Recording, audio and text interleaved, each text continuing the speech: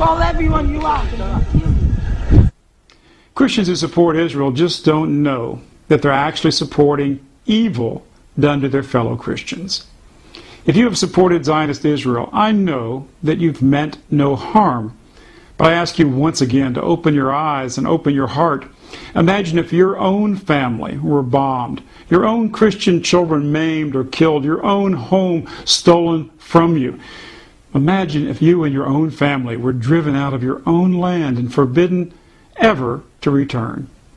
Here's a quote right out of Thessalonians about the persecution of Christians in biblical times that's just as true today. Quote, "For you suffered as your own countrymen did from the Jews, who killed both the Lord Jesus and the prophets and drove us out, and displeased God and oppose all mankind, who keep us from speaking to the Gentiles that they might be saved. But God's wrath has come upon them at last."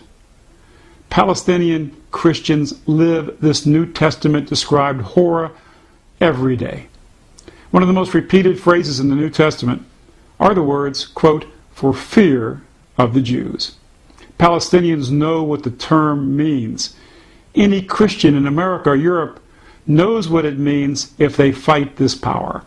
In a secret conversation with President Nixon, Billy Graham talked about the New Testament reference to the synagogue of Satan and the Jewish role in pornography.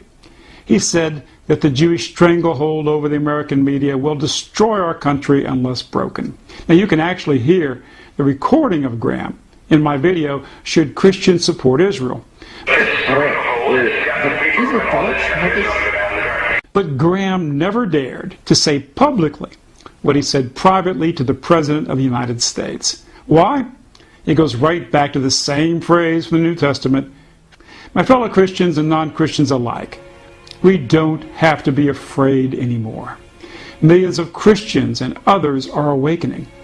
People can recognize the truth when they finally hear it. Zionist power is based on lies and bribery and on fear, including bribery of some Christian leaders who were seduced by their money, their power, are fearful of that power.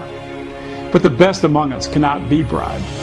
It is not fear, but courage that brings freedom.